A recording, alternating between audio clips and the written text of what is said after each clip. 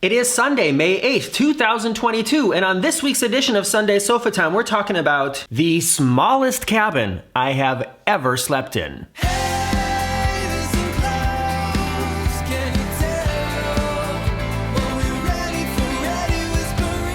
Well, hello again, everybody. It's that time of the week where I sit down here in front of the red sofa and talk about some travel-related topic from home. I'm not always traveling. And like I said, what I'm going to talk about today is the smallest cabin I've ever slept in on the seven seas. If you're just showing up here on the Very Unofficial Travel Guides, I'm Morgan. I travel all around the world to popular and not so popular tourist destinations to give you a very honest, unofficial look at what it was like to be there. And I also wrote a book called Getting Stitches on a Cruise Ship, filled with fun, funny, crazy, and sad stories about things that have happened to me around the world. Check out the links below to see where you can get it. And I have now been on over 20 cruises. I have spent over 100 days sleeping on cruise ships. And also, for those of you who are just sort of catching up here, one of the projects that I completed during lockdown was I got my ocean-going vessel license, meaning that I'm now allowed to pilot a ocean-going vessel up to, I think it's 20 meters, which is a pretty good sized yacht. I've talked about this in other videos, but my goal with this was just to explore other ways to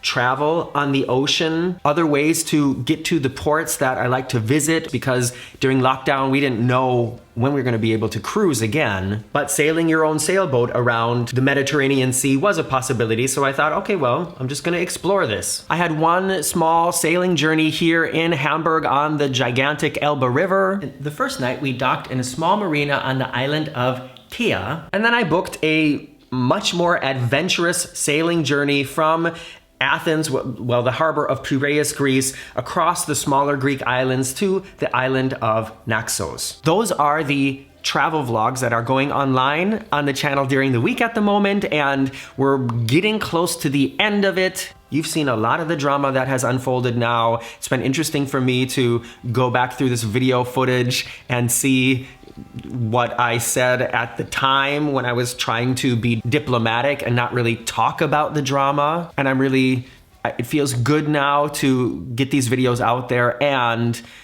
interject and let you know what was really happening. And one of the videos I made that I just didn't know how it was gonna fit into like a daily vlog from there was a tour of the cabin. And that's what I wanna show you, and it will give you an idea of what it's like to really cruise on a yacht. And there's something kind of surprising about it, and an interesting and important piece of information if you're planning on doing something similar to what I did. So make sure you stick around to the end for that. All right, the ship that boat, ship, vessel. Some of you have been hitting up the comments telling me that a vessel of this size doesn't count as a ship, but it's a lot bigger than a rowboat. I mean, 52 feet long, that's, well, whatever. I'll try not to call it a ship, but I can't promise that those words aren't gonna come out of my mouth. This vessel that we were sailing on is a Sun Odyssey 52.2, and the one we were on was configured in this way, that there are two aft cabins that are about the same size, both have their own head. Head is a fancy sailor word for toilet. The salon is in the middle with a huge couch, like with seating for probably up to 10 people. Across from that is the galley, which is a fancy sailor word for kitchen. And connected to the salon in the front were two other smaller cabins, also each with their own head. And this was mine up here on the port side in the front of the ship. There's also a much smaller cabin, which is usually used by the captain on these kind of charter voyages. It's not connected to the actual salon area of the ship, so whoever's sleeping in there has to go outside to get into that cabin. But that cabin wasn't being used on this voyage because the captain was sleeping in one of the main cabins. And I have cruised on so many cruises now. I've spent over 100, probably like 150 days sailing the seas on big cruise ships, but this is the first time that I've been on the ocean on a yacht, and this is the cabin. This is what it looked like. I started off on the floor here to just give you an idea of the walking space, or the walking space that I didn't have, and this is the bed, and basically there you're already seeing almost the entire cabin. That to the left is a small closet that I'm going to show you here. They call this a hanging locker. That's sailor word for closet, hanging locker. And it was pretty deep, so there was space to put something down there as well. Here is a shelving area, and it's really important when you're on a small vessel like this that everything has sort of a ledge, because it gets rough and things will fly around and fall off if they're just on a normal shelf. You really have to be careful what you put where. Here are some of the portals or port lights in my cabin, and actually the one in the front there was big enough that I could crawl out of it or crawl into it. So that's actually also the emergency escape hatch if there was going to be some major problem on the ship. That's also a way to get out of the cabin or out of the vessel. There I went, calling it a ship again. Sorry, everybody. And if you see in this video from, I think this is the second day, I actually did go in and out of there, but it's not a good way to do it often because you have to step then directly onto the bed. And one thing I learned about sailing on a vessel of this size is everything is salty. Everything gets dirty with salt. And so if you're walking around on the deck and then jump down into your bed, you are getting salt onto your bed. And here's another thing, everything that you wear while you're actually sailing is gonna look dirty. There is no way to avoid it. You're gonna get wet. It's just gonna happen. Even if the weather's nice, you're gonna get wet. And if you have dark colored things on that soak up the water, then the salt is gonna leave ugly marks. I found that out the hard way. But let's continue this cabin tour, shall we? As you can see, the bathroom was Morgan approved, and it was really nice to have my own bathroom as part of the cabin. You all know we talk about this a lot. I am absolutely not pee shy, but I am poop shy. So I was very happy that I had my own little bathroom as part of this cabin. And yeah, hashtag little. You can see there was like a clasp here on the door so you could keep it somewhat open without it slamming shut in the middle of the night if the ship is moving, and the ship will be moving. Very bare bones, but everything you need there. The faucet of the sink pulls way out and you can hang it up on the wall to be a shower. You get everything in the bathroom wet, but you just have to put things in this little closet there if you're gonna take a shower, and then they'll stay dry. And also, when you're heading out to sail, you have to put everything from the bathroom in there because otherwise it's gonna bounce around and end up on the floor of the bathroom anyways. This is the little toilet, and I mean, this is really, like, it is not the size of a normal toilet, and it is a pump toilet. So there are tanks in the vessel, and it is allowed to dump that kind of sewage out into the ocean, but there are rules about how far away from land you have to be and stuff like that. And for everybody who's grossed out by that right now, I grew up in Minnesota, and if you've ever been out fishing for a day, somebody has peed off of the boat, I promise you. I don't think I've ever pooped off of a boat, but I have definitely peed off of boats before. Anyways, here we are talking about bathrooms again. Maybe I should change the name of this channel. Who's got some suggestions? Once you've done your duty in the toilet, you have to pump this handle. You pump what's in the bowl into the tank, and then you flip the switch around and pump it some more, and that puts more water on top of it basically. And then either it goes into the ocean or it goes into the tank, and then the tank is emptied whenever it's emptied. Some yachts do have electric toilets that work more like a conventional toilet where you just press a button and it does the work itself. This yacht was a pump toilet, and that is very, very common on vessels of this size. There, that thing that my bathing suit is hanging on, that's where you hang up the faucet to make a shower. And there is a porthole in there for fresh air, and there's shades over these things so you can leave it open but also cover it up. As I mentioned in the other videos, the first thing you have to do when you get into port is open up the ship to let fresh air into the ship, otherwise everything gets moldy. And when you're leaving port, it is so important to close all the hatches.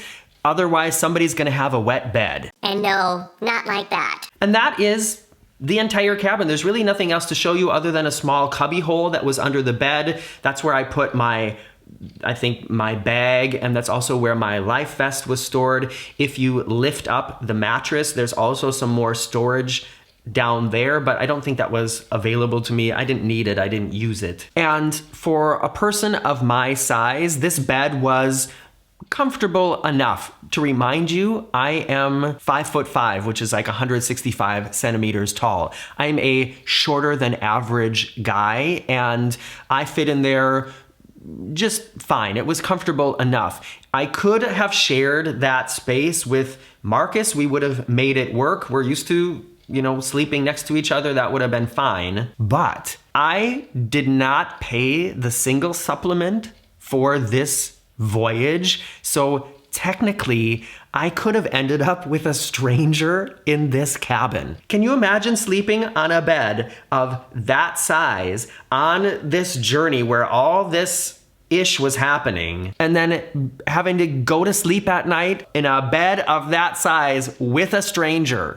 That could have gone all sorts of ways. I'm so glad that I ended up getting that space for me alone, because I don't know what it would have been like if, in addition to all the other stressful factors, I also had to deal with sleeping in there with some strange dude that I had never met before. There are only very few factors that I can think of that would have made that an enjoyable part of the experience. What do you think? So that is the cabin. That's what you can expect if you do one of these charter sailing voyages on a vessel of this size. And I will definitely be doing it again, maybe alone, maybe with Marcus. I'm glad that I know now what to expect. And I think the vessel that we were on was a little bit older as far as charter ships go. I think a lot of the companies that are out there that offer these kind of travel experiences use newer vessels. So I've kind of experienced the low end of it now, and I'm pretty sure that on my next voyage, it will be a little bit more optimized, maybe a little more modern. And that voyage will hopefully be coming up very soon. It's something that I would like to do with Marcus, but if we can't make the times work out together, then I'm just gonna go do it alone again. Probably pay the single supplement this time to be sure that I get a cabin to myself. Not only because I don't wanna sleep with some strange person, but I'm just thinking about what it would be like for some other person to have to spend the night with me. At the moment, I can't remember exactly what I paid for this, but when I'm editing this, I'm gonna find the price and show you up here. And this included 7 nights on board, the flight from Naxos back to Athens, and some incidental expenses. We did have to pay a little bit more for food and for some of the gas we used in the dinghy on board, but this is more or less what I ended up paying for this journey and to sleep in this cabin. Now that you've seen these videos and seen the cabin, is there anybody out there who hasn't done a voyage like this yet that is now thinking, you know what? I think I'd like to try this. Please let me know in the comments below. And if you were maybe on the edge and are now thinking, oh, no. This is not going to be something I'm going to spend my vacation dollars on. Let me know as well. I'm pretty sure that you're not going to end up with the skipper, with the captain that I cruised with, so don't necessarily take that part of the voyage as a standard. But until I get to finish these videos for you, now will come the time on Sunday Sofatime where I comment on your comments live on air.